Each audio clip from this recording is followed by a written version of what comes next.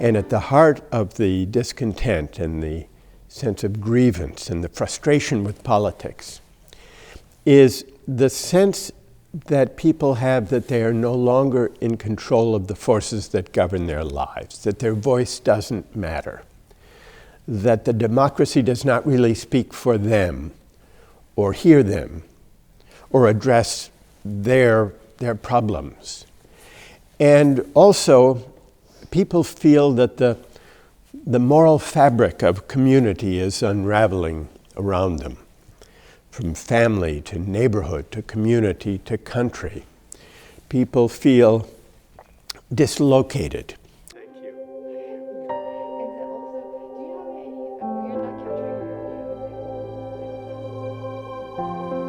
Since the 1980s and through the 1990s and early 2000s, inequalities of income and wealth deepened. But the mainstream parties of the center-right and the center-left did not address that inequality directly. What they said instead was, if you want to compete and win in the global economy, go to university, get a degree. What you earn will depend on what you learn. You can make it if you try. This was what I call the rhetoric of rising. But what this advice missed was the insult, the implicit insult it contained. The insult was this: if you're struggling in the new economy, and if you didn't get a degree, your failure must be your fault. We often forget this, that the majority of our fellow citizens do not have a 4-year university degree. So it's folly to create an economy that sets as a necessary condition on dignified work and a decent life a university degree that most people don't have.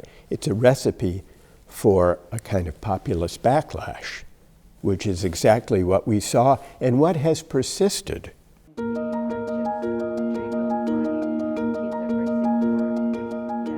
The only way to resist it is to offer a project for democratic renewal. They take seriously the dignity of work, that honors and values the contributions of working people, of everyone who contribute to the economy, not only those on top with university degrees, and that also articulates a politics that speaks to the longing for a sense of community, national community, and that includes patriotism. People want public life to be about larger meaning and purpose. And they want to feel a sense that we are in this together as fellow citizens. And political parties and political movements that neglect the aspiration, this aspiration for solidarity, for fellow feeling, for shared citizenship. This has to play a part in progressive politics.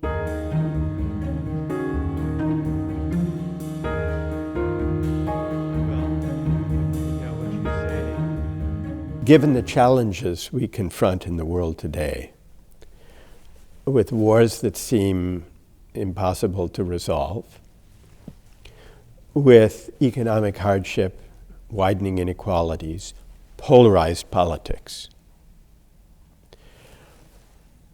with a politics of anger, it's hard to be optimistic. But I would distinguish between optimism and hope. For me, the greatest source of hope is the hunger among citizens I find everywhere I travel, especially among the younger generation.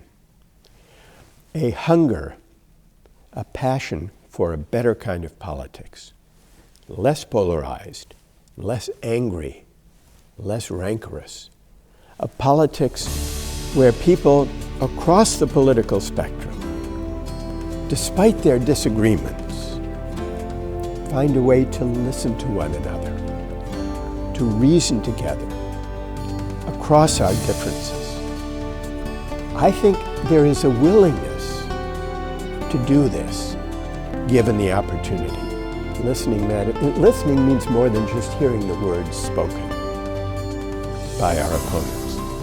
Real listening means listening for the moral convictions lying behind the opinions of those with whom we disagree.